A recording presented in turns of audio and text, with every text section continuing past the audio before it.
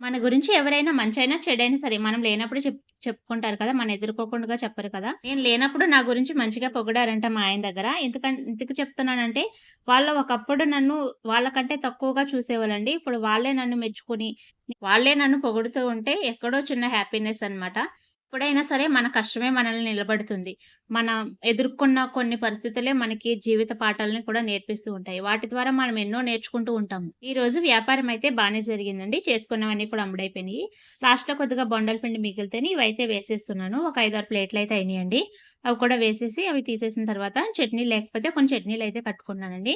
సడెన్‌గా చట్నీ అయిపోతే నేనైతే మిక్సీలో యేసుకొచ్చేసాను. ఎందుకంటే మాది షాప్ వెనకాలే రూమ్ కాబట్టి అక్కడే కొద్దిగా మిక్సీలో వేసుకొనొచ్చేస్తాను. ఎండాకాలం కదండీ! ఎక్కువ చేసుకున్నా గానీ కొంచెం లేట్ అయ్యేసరికి కొంచెం స్మెల్ అయితే వచ్చేస్తుంది. పులిసిపోయినట్టుగా అయిపోతుందండి. కొబ్బరయి వేస్తూ ఉంటాం కదా మేము. అందుకని ఎక్కువ తొందరగా పాడైపోతూ ఉంటుంది చట్నీ అండి. ఈరోజు వ్యాపారం అయితే బానే జరిగింది. చేసుకున్నవన్నీ కూడా అమ్ముడైపోయినియండి. 11:00కల్లా అన్నీ కూడా కంప్లీట్ అయిపోయినియి. అంటే చిన్న వ్యాపారులకి ఇంతకంటే ఏం కావాలండి? మేము చేసుకున్నవన్నీ అమ్ముడైతే సరిపోతది.